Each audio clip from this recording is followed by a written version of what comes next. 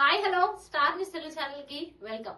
Daddy Modi చిన్న మోదీ పైనే నా పోరాటం, కొత్త పార్టీ పైన కవితక్క కీలకమైన వ్యాఖ్యలు. ఇక వివరాల్లోకి వెళ్తే బీఆర్ఎస్ నుంచి బయటకు వచ్చి గత కొన్ని రోజులుగా రాష్ట్రంలోని ప్రజా సమస్యలపైన పోరాటం చేస్తున్న మాజీ ఎమ్మెల్సీ తెలంగాణ జాగృతి అధ్యక్షురాలు కల్వకుంట్ల కవిత కొత్త పార్టీ పెట్టనున్నట్టుగా కూడా ఇప్పటికే ప్రకటించిన సంగతి అయితే తెలిసిందే. మరి అయితే కొత్త పార్టీ ఏర్పాటుకు సంబంధించి ఇప్పటికే చర్యలు కూడా ప్రారంభించానని, 2 నెలల్లో కొత్త పార్టీ ఏర్పాటు పూర్తి కానున్నట్టుగా కూడా ఇప్పటికే పలుమార్లు మీడియాకైతే కవిత వెల్లడించారు. ఇక ఈ క్రమంలోనే కవిత కొత్త పార్టీకి సంబంధించి ఇవాళ కీలక పరిణామం కూడా చోటు చేసుకుంది. అదేంటి అంటే, మరొక వైపు తాను స్థాపించనున్న కొత్త రాజకీయ పార్టీకి కల్వకుంట్ల కవిత తెలంగాణ ప్రజా జాగృతి అనే పేరునైతే పెట్టారు.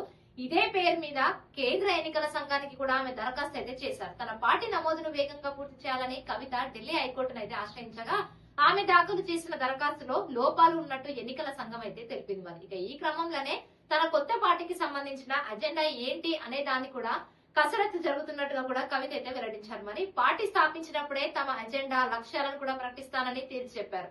డాడీ మోడీ చిన్న మోడీ పైనే తన పార్టీ పోరాటం ఉంటుందని కూడా స్పష్టం చేశారు. అయితే సామాజిక తెలంగాణనే తమ ధ్యేయమని, సర్వోదయ తెలంగాణ దిశగా తమ పార్టీ ముందుకు వెళ్తుందని కూడా వెల్లడించారు. మరి జాతిపిత మహాత్మా గాంధీ సర్వోదయ సిద్ధాంతాన్ని కూడా తాము లోతుగా అధ్యయనం చేస్తున్నారని కూడా కల్వకుంట్ల కవిత అయితే వివరించారు.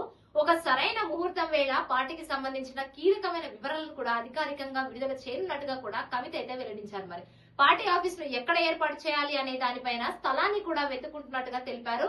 తాము ఎవరితో రాజీ పడిది లేదని, తాను పెట్టబోయే కొత్త పార్టీ ఖచ్చితంగా విజయవంతం అవుతుందని కూడా కవిత ధీమా అయితే వ్యక్తం చేశారు. మరి అయితే శ్రీరామనవమి తర్వాత తన కొత్త పార్టీకి సంబంధించిన ప్రకటన ఉంటుందని కూడా పేర్కొన్న కవిత, అంతకు ముందు జాతీయ స్థాయి నేతలను కూడా కొందరిని కలవనున్నట్టుగా కూడా చెప్పారు. తనకు ఎంతో మంది జాతీయ స్థాయి నాయకులతో సంబంధాలు ఉన్నాయని, వాళ్ల మద్దతు కూడా కూడగట్టే ప్రయత్నం చేస్తానని కూడా వెల్లడించారు. మరి తెలంగాణ రాష్ట్రాన్ని సాధించేందుకు చేపట్టిన ఉద్యమంలో పోరాటం చేసిన యువతకు తమ పార్టీలో అవకాశం కల్పిస్తామని కూడా కవిత అయితే ప్రకటించారు. ఇలాంటి మరిన్ని లేటెస్ట్ అప్డేట్స్ కోసం మన స్టార్ న్యూస్ తెలుగు ఛానల్ ని తప్పకుండా సబ్స్క్రైబ్ చేయండి.